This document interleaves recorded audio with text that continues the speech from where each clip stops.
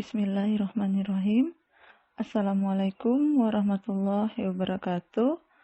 Selamat pagi anak-anak hebat, siswa dan siswi kelas 7 SMP Negeri 5 Medan dimanapun kalian berada. Ucapan syukur Alhamdulillah kepada Allah Subhanahu wa Ta'ala, Tuhan yang Maha Esa, di mana kita masih diberikan umur dan kesempatan sehingga kita bisa dan dapat melaksanakan pembelajaran kita yang bertepatan pada pertemuan ke-7 untuk bidang studi PPKN. Tetap semangat dan jaga kesehatan selalu. Pada pertemuan ke-7 kali ini, materi pembelajaran kita adalah bab 2, norma dan kesopanan. Dengan pokok materi 2, macam-macam norma. Baiklah, kita mulai saja pembelajaran kita. Pada materi sebelumnya, yaitu materi ke-6, telah dijelaskan bahwa macam-macam norma terdiri atas A. Norma kesusilaan, B. Norma kesopanan. Dan untuk pertemuan ke-7 ini kita akan melanjutkan dengan C. Norma agama. Norma agama adalah sekumpulan kaidah atau peraturan hidup manusia yang sumbernya dari wahyu Tuhan.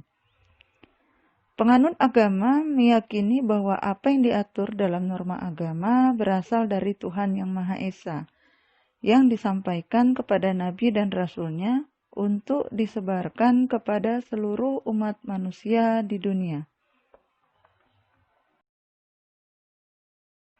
Sekarang kalian amati gambar berikut. Di manakah pemeluk agama tersebut melakukan ibadah? Mengapa mereka berkewajiban melaksanakan ibadah? Apa akibatnya jika seseorang tidak melakukan ibadah menurut agama dan kepercayaan yang dianutnya?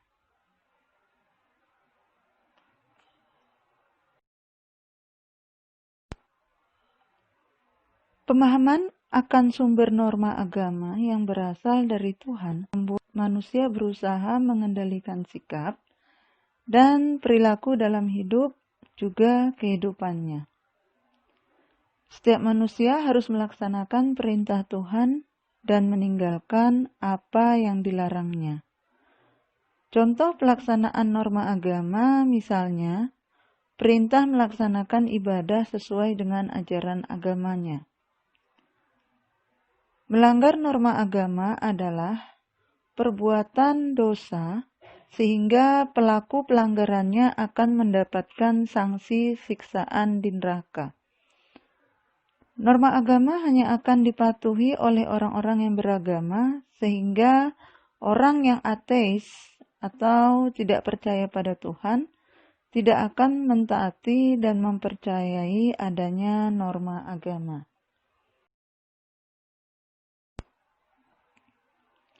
Indonesia bukan negara yang mendasarkan pada satu agama. Namun, negara Indonesia percaya kepada Tuhan yang Maha Esa, sebagaimana ditegaskan dalam sila pertama Pancasila, yaitu ketuhanan yang Maha Esa. Hal itu juga ditegaskan dalam pasal 29 ayat 1 Undang-Undang Dasar Negara Republik Indonesia tahun 1945 yang berbunyi, negara berdasar atas ketuhanan yang Maha Esa. Pelaksanaan norma agama dalam masyarakat Indonesia bergantung pada agama yang dianutnya. Norma agama bagi penganut agama Islam bersumber pada Al-Quran dan hadis Nabi Muhammad SAW. Orang yang beragama Kristen dan Katolik, pegangan hidupnya bersumber pada Alkitab. Umat Hindu, pegangan hidupnya bersumber pada Weda. Tripitaka menjadi kaidah pegangan hidup penganut agama Buddha. Sementara itu, kitab suci Konghucu adalah Sisu Wujing.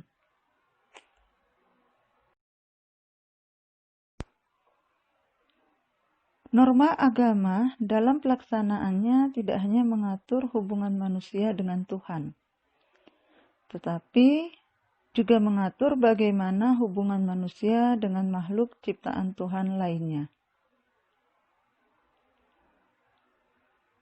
Manusia sebagai makhluk ciptaan Tuhan dilengkapi dengan akal dan pikiran.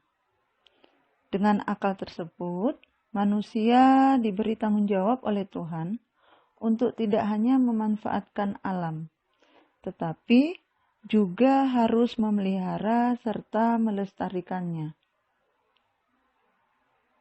Manusia juga dituntut untuk menciptakan kebaikan dan kebahagiaan dengan sesama manusia.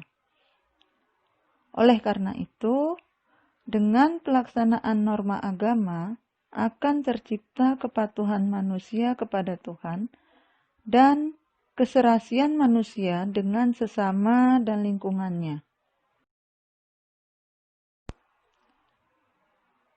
D. Norma hukum. Norma hukum adalah peraturan mengenai tingkah laku manusia dalam pergaulan masyarakat dan dibuat oleh badan-badan resmi negara serta bersifat memaksa, sehingga perintah dan larangan dalam norma hukum harus ditaati oleh masyarakat. Oleh karena itu, dalam kehidupan sehari-hari, aparat penegak hukum seperti polisi, jaksa, dan hakim dapat memaksa seseorang untuk menaati hukum dan memberikan sanksi bagi pelanggar hukum. Norma hukum juga mengatur kehidupan lainnya, seperti larangan melakukan tindakan kejahatan dan pelanggaran, larangan melakukan korupsi, larangan merusak hutan, serta kewajiban memelihara hutan, dan kewajiban membayar pajak. Peraturan tersebut harus dilaksanakan oleh seluruh warga negara Indonesia.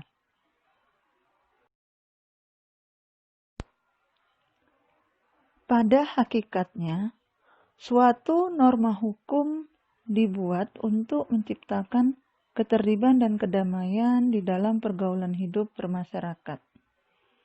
Untuk itulah, setiap norma hukum memiliki dua macam sifat, yaitu sebagai berikut. A. Bersifat perintah, yaitu memerintahkan orang berbuat sesuatu dan jika tidak berbuat, maka ia akan melanggar norma hukum tersebut. Contohnya, perintah bagi pengendara kendaraan bermotor untuk memiliki dan membawa SIM atau surat izin mengemudi.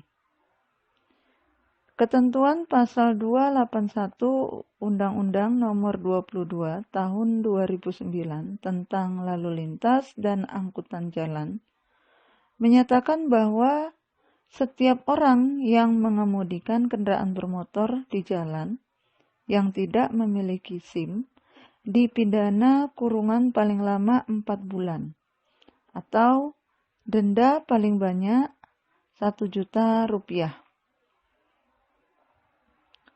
B. Bersifat larangan, yaitu melarang orang berbuat sesuatu dan jika orang tersebut melakukan perbuatan yang dilarang, maka ia melanggar norma hukum tersebut. Contohnya, larangan bagi pengemudi kendaraan bermotor melebihi batas kecepatan paling tinggi yang diperbolehkan dan berbalapan dengan kendaraan bermotor lain. Ini terdapat di ketentuan pasal 115 Undang-Undang Nomor 22 Tahun 2009 tentang lalu lintas dan angkutan udara.